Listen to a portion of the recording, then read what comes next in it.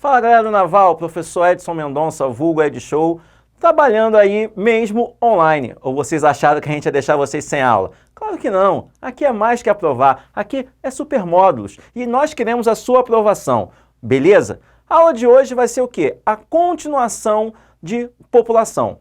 Vamos falar de população brasileira, mas falamos o quê? Da etnia, falamos da como essa população se espalhou pelo território brasileiro e hoje nós vamos falar no assunto 9 da sua apostila sobre o crescimento econômico dessa população. Então, densidade demográfica brasileira. O que é densidade demográfica? É o número de habitantes por quilômetro quadrado. Nós também já sabemos que essa distribuição da população brasileira ela vai ficar meio que restrita ao litoral. E isso é muito simples de ser explicado. Isso é muito simples de ser lembrado. Lembra, o Brasil ele é um país grande, litorâneo, por onde os portugueses chegaram. Então, a facilidade do comércio, a facilidade de transporte e a facilidade de você ter emprego fez com que a população se concentrasse no litoral. E isso vai fazer com que o Brasil tenha grandes vazios demográficos. Alguns nós sabemos que são viáveis, que é a floresta amazônica, é o Pantanal mato-grossense, é parte do Cerrado brasileiro. Mas outros, nós vimos, quando falamos de biomas, que foram o quê? Degradados pelo homem. E degradados tudo em prol do desenvolvimento, da urbanização, da industrialização. Eu gosto sempre de salientar para vocês que toda vez que a gente fala de população, nós temos que ter atenção o quê? Já falei com vocês, gráficos, tabelas. Então, o slide que vai ser disponibilizado para vocês quando a aula estiver terminada, nós vamos lançar para vocês o quê? Terem essa atenção. E eu sempre tento aproximar ao máximo o que o meu aluno vê na apostila com o que eu faço com os meus slides. Então, a transição demográfica. Olha, é bem parecido com o seu primeiro gráfico. O que é uma transição demográfica? Eu tenho a taxa de natalidade e a taxa de mortalidade. Embaixo, eu tenho o crescimento vegetativo. Em tempos de coronavírus, você deve estar escutando falar muito na curva. Ah, eu tenho que controlar a curva. Então, para falar de população, para falar de crescimento populacional, para falar de população economicamente ativa, nós também falamos de curva. Então, a taxa de natalidade é sempre relacionada ao quê? Ao nascimento das pessoas.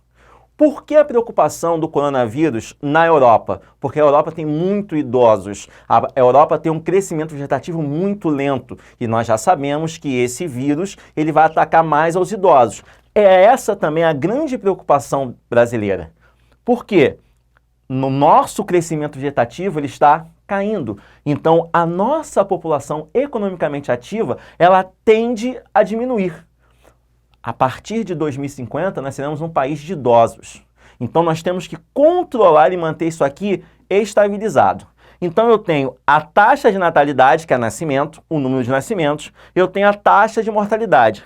Perceba que quando nós chegamos na terceira fase, que é onde nós estamos o quê? Numa desaceleração demográfica. O que isso quer dizer? O nosso crescimento vegetativo vai ser mais lento. Muito provavelmente, na última fase, a partir de 2050, nós teremos esse cenário aqui. Então, nós vamos ter a natalidade em queda. Você já tem muito colega que é filho único ou até mesmo você é filho único. Então, nesse último momento, nós teremos casais que não vão querer ter filhos. Porque filho gera custo. Eu escuto sempre o pessoal falando para mim o seguinte: Ed Show, não vai ter filho, não? E eu falo para eles, eu estou fazendo o quê? Eu estou fazendo uma programação, um planejamento familiar. É claro que se eu esperar pelo cenário perfeito, eu nunca vou ter filhos, né? Eu moro no Brasil, então sabe como é que é, né? Eu escolho uma conta para pagar, atraso um boleto. A nossa vida é pagar boletos. Você está vendo aí nas redes sociais que o pessoal está preocupado o quê? Como vamos pagar os boletos? Ninguém está preocupado com a sua saúde. Então, esse planejamento familiar vai nos dar a última fase, que é a estabilização da população, e aí quando a população deixa de crescer. E quando essa população deixa de crescer, aí eu tenho um problema. A minha população economicamente ativa, que são os adultos, que será o tema da nossa próxima aula, vai começar a diminuir. Então, eu não terei a reposição dessa mão de obra. E aí eu terei um grande problema. Então, quando a gente fala de taxa média, olha aí, mais um gráfico. Muita atenção, meu aluno naval, sempre com gráficos. Então, na página 244 do assunto 9, taxa média geométrica de crescimento anual. Ora, olha como o Brasil dá um boom nas décadas de 60 e de 70. Então, eu chego o quê? A 3% na década de 60. A perto de 3 a 2,5%. Percebam que a partir da década de 80, eu começo a ter uma diminuição. Isso é muito simples de ser explicado.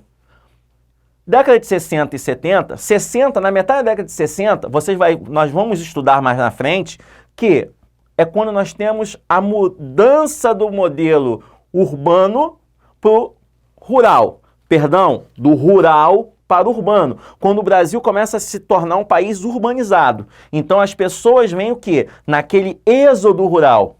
A saída das pessoas das regiões mais pobres ou do campo para os grandes centros urbanos. Então aqui eu tenho um choque de realidade. Porque se eu tenho facilidade de comida no campo, no meio urbano, não. Não tem como eu trazer jurerê, né, que é a galinha, não tem como trazer o cheiroso, o porquinho, e não vai ter como trazer mimosa e campeão, o casal de gado, né? O boi e a vaca. Então eu não tenho leite, não tenho carne, não tenho ovos. Horta, no meio urbano, você percebe aí que a cada tempo que passa nós temos menos áreas verdes. Essas áreas verdes, a cada tempo que passa, se transformam em grandes empreendimentos imobiliários, porque a gente vive num país capitalista. Então aqui eu percebo o seguinte, 2 filhos é legal, mas perceba como vai caindo. A minha geração, era muito comum meu pai falar, e aí, Almizinho, o que você tem? Eu tenho um casal, eu tenho uma menina e um menino.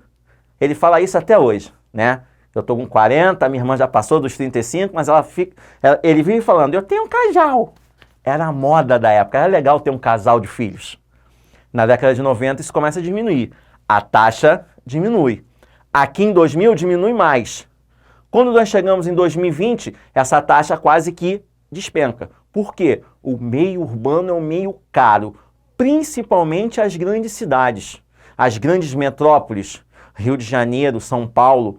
E já que nós estamos falando de coronavírus, eu tento sempre aproximar o meu aluno da realidade, porque aqui o eixo Rio-São Paulo vai ser o principal foco, porque é onde nós temos a maior concentração de pessoas. Lembra que nós falamos que a maior concentração de pessoas é a região sudeste? Você tem os 2 maiores centros comerciais brasileiros, Rio de Janeiro, São Paulo. Só que São Paulo é infinitamente maior do que o Rio de Janeiro no que se trata a economia diversificada. Lá você tem indústria, você tem comércio, você tem tecnologia. Aqui nós temos mais comércio e turismo. A indústria do turismo está desesperada. O cálculo deles é 17%, então menos 2 bilhões de reais. Certo?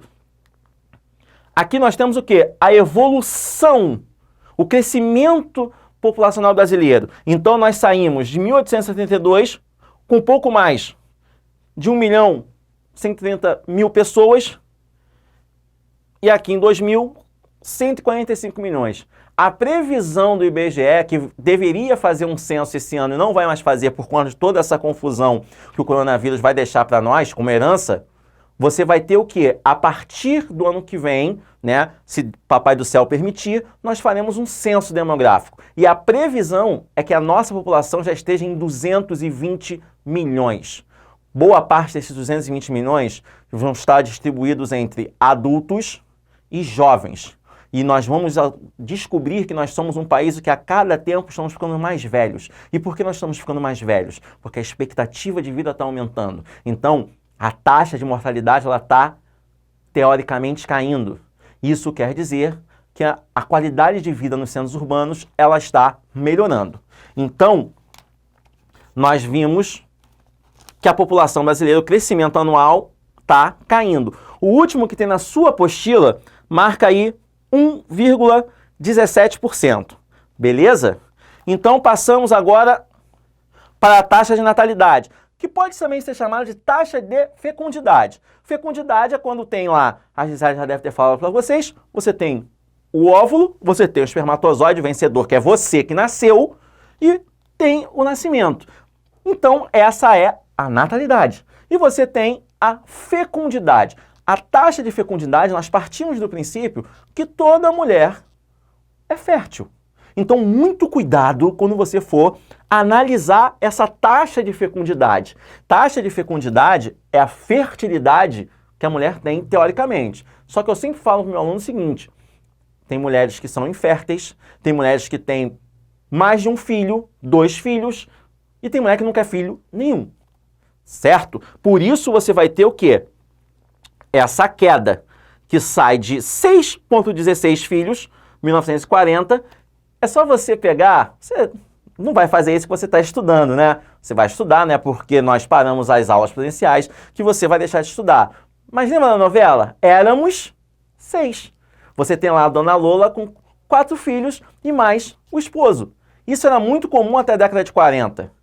Só que conforme você vai mudando de rural para urbano, isso tende a diminuir. E hoje, a previsão, 2010 1,8, hoje já está em 1,3. Taxa de natalidade, perfil das mulheres. IBGE aponta queda de fecundidade e aumento da jornada do trabalho. Sabe o que isso quer dizer? Que quanto mais estudo tiver as mulheres, menor será o número de filhos. E isso é muito fácil de ser explicado.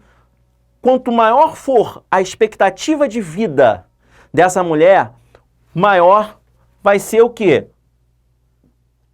A jornada de trabalho dela. Ela precisa se fixar no mercado de trabalho. Então, se você, mulher, estudar mais, teoricamente você terá menos filhos.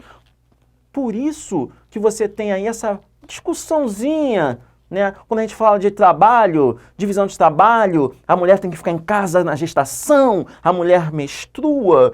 E como é que fica essa discussão? Simples. As mulheres mais estudiosas, mais inteligentes, têm menos filhos. Porque elas sabem que elas precisam se fixar no mercado de trabalho. Sim, é duro eu te falar isso, mas vivemos numa sociedade machista. E a sociedade machista prega que, por conta de todos esses problemas, as mulheres devem ganhar menos. Eu, particularmente, discordo disso, mas não vou abrir o fórum de discussão aqui para nós, certo? Nós temos que prestar atenção que o Brasil, hoje, nós temos menos homens e mais mulheres. Então, olha como os principais centros vão ter uma alteração. Olha como o gráfico vem mudando. Então, nós vamos ter a proporção de mulheres sem filhos por faixa etária de 15 a 19 anos, ela vai ser muito grande quando está na juventude, mas ela vai ser menor quando você está entre 45 e 49 anos. E olha que esse gráfico já aumentou de 2001 para 2011. Já houve uma elevação de quase 4%. E o que isso quer dizer? Que as mulheres estão deixando para ter filhos mais velhas. E isso tudo por conta do quê?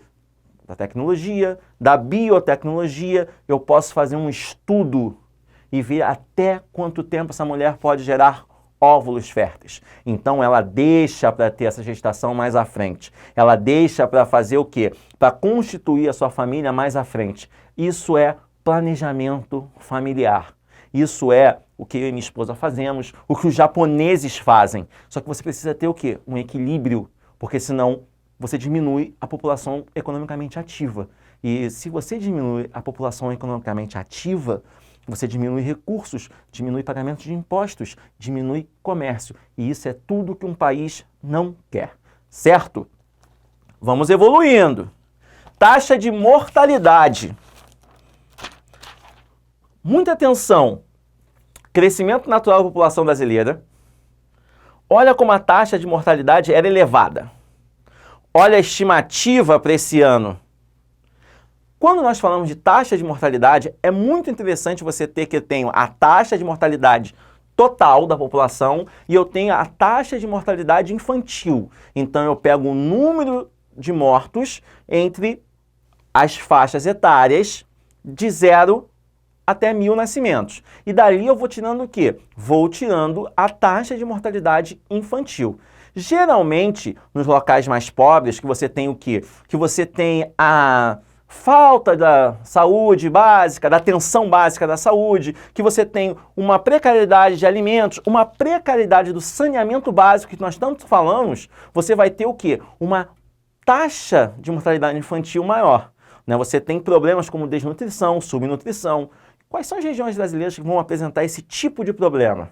Região norte, afastada, onde tem o bioma amazônico, e região Nordeste, onde nós temos o semiárido nordestino. Lembra que nós discutimos sobre isso em sala de aula? Conversamos sobre a falta da chuva? Esse ano até que choveu mais do que em todos os outros anos, mas mesmo assim é uma região que você não vai ter uma produtividade agrícola tão grande.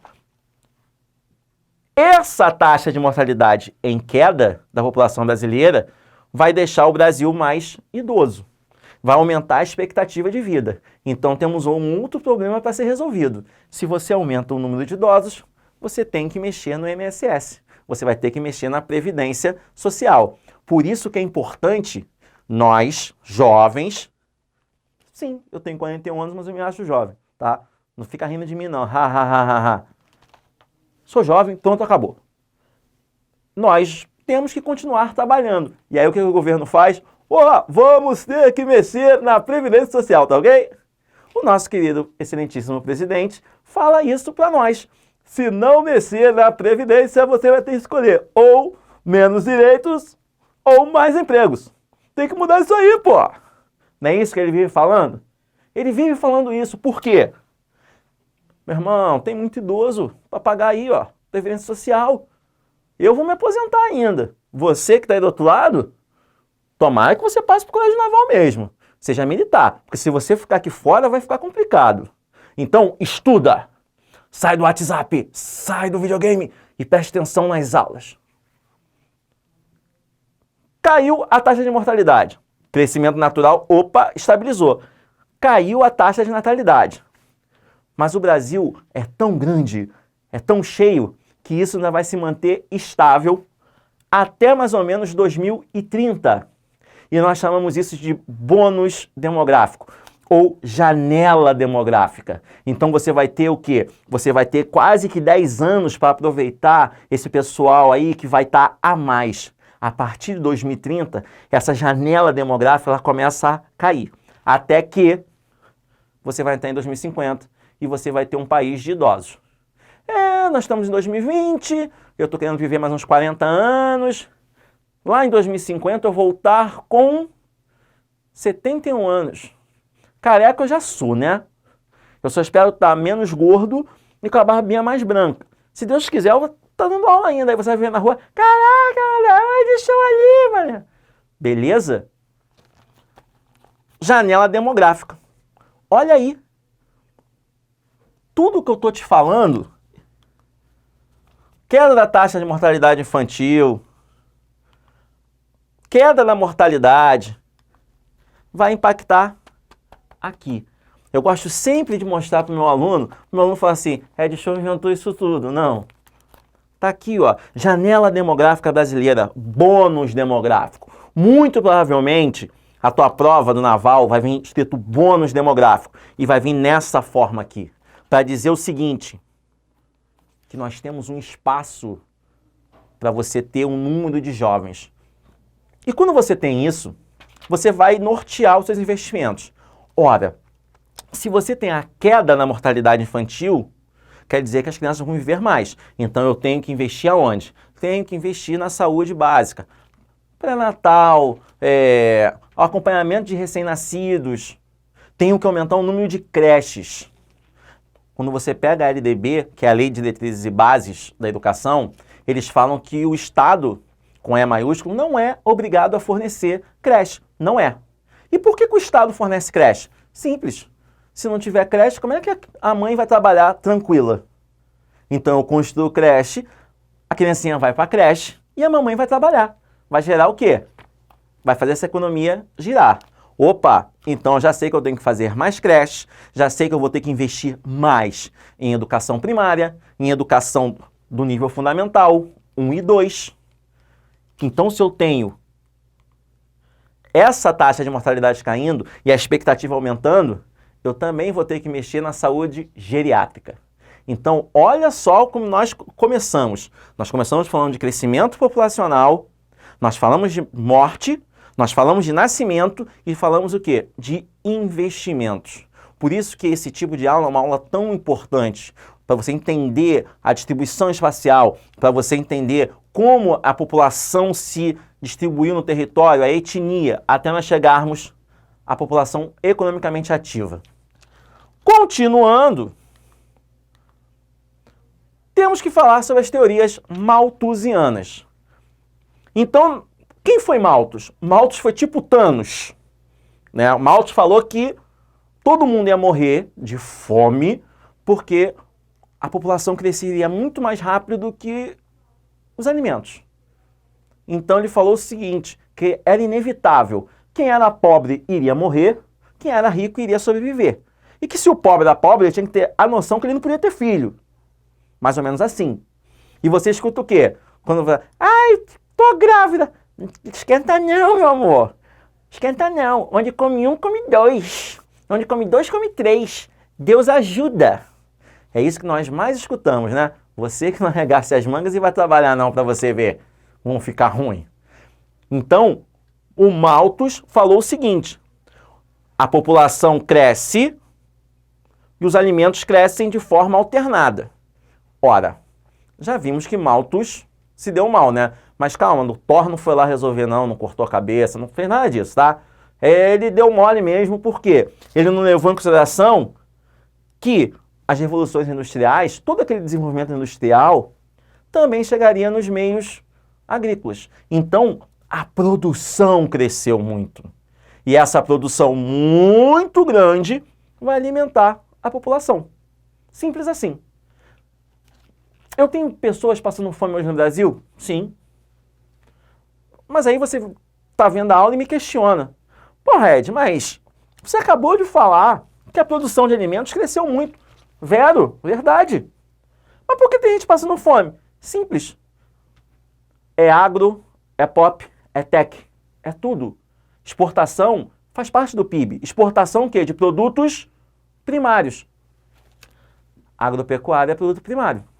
Então, soja, carne, café, laranja. Esses produtos são voltados para o comércio externo. E o que sobra para nós? Sobra preços mais elevados. Então, você vai ter muita gente passando fome ainda no Brasil, mesmo com toda essa fertilidade que nós temos. Essa é a primeira teoria malthusiana. Eu tenho a neomalthusiana, que ele fala o seguinte, ó, a culpa da pobreza é dos pobres, porque o pobre só faz conta. O que ele quis dizer? Que quando lá houve as grandes navegações, a expansão comercial marítima, que os países envolvidos, né, as nossas metrópoles, no caso nosso Portugal, nos deixou com o caminho livre para sermos felizes. E que em algum momento nós desviamos o caminho. Beleza? Pacto colonial, lembra que a Raquel fica falando? A Raquel fala de pacto colonial. Nós poderíamos nos desenvolver sendo colônia de Portugal? Não. Porque toda a nossa produção tinha que ir para onde? Para Portugal. Para que o Dom João VI comesse aquela coxinha saborosa e desse o discurso. Então como é que a culpa da pobreza é nossa? Não. A culpa da pobreza é que você não tem o quê? Um desenvolvimento. Você tendo um desenvolvimento, um equilíbrio, os pobres poderiam ter o quê? Um rendimento melhor. Investimento em educação, para que você desenvolvesse mão de obra qualificada, para que você tivesse um salário digno.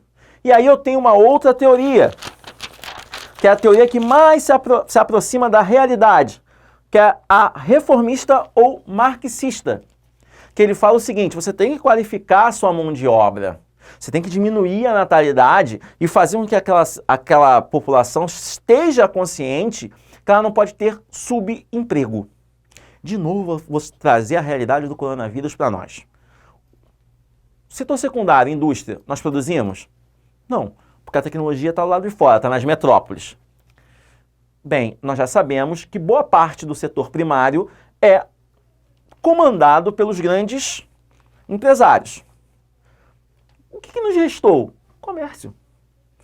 No Brasil, o comércio, o setor terciário da economia, é bem forte. Então, se você tem esses shoppings todos fechados, você tem uma queda no comércio. Então, aquele trabalhador que tem um salário fixo e a sua comissão por venda, ele vai ficar o quê?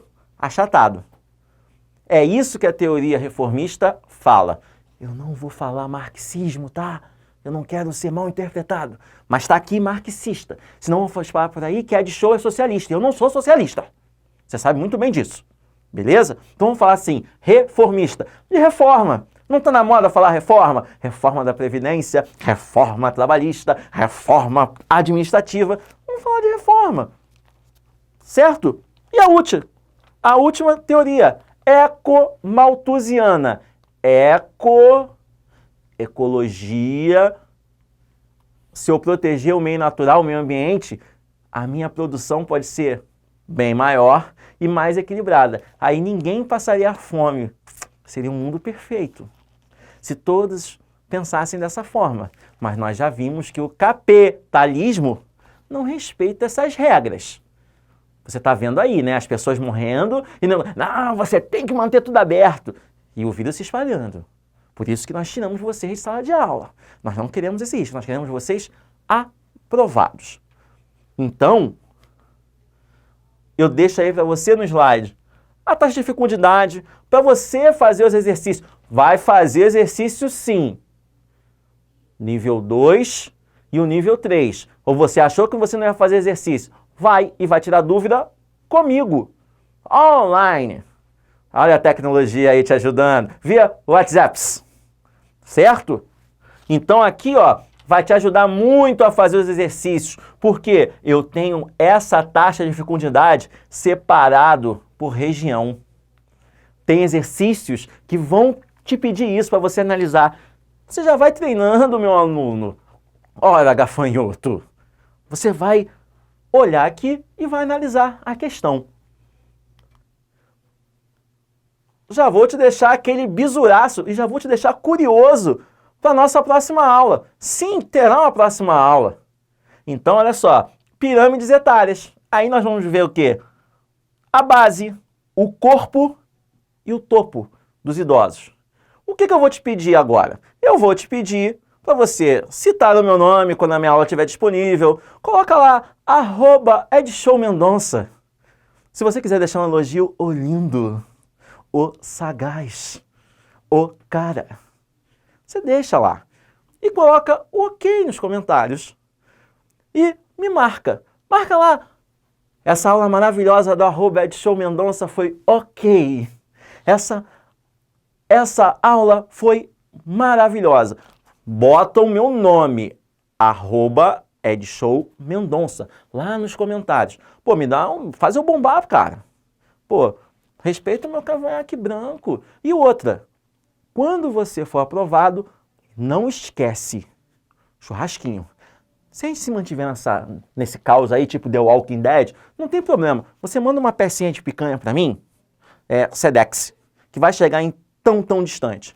Certo? Bem, Naval, olha só. Espero que vocês tenham gostado. Não esqueça, na próxima aula, assista a próxima aula, coloca lá, @EdShowMendonça, @curso supermódulos e aluno. Com o seu nome do aluno. Jâncio me lembrou aqui. Pô, eu tenho o Jâncio aqui de apoio, cara. Tá pensando que eu tô sozinho? Não. Não tem cabelo, né? Imagina se eu vou lembrar de falar tudo, certo? Seu nome, o meu nome nos comentários e não esqueça, assista a próxima aula. Olha só, pô, fico em casa, tá pensando que eu tô à toa jogando FIFA 20? Não, eu tô trabalhando. Tá bonitinho? Para proporcionar o quê? Para proporcionar a você o melhor. Os supermódulos, você já sabe, é mais que aprovar, pô. Um abraço.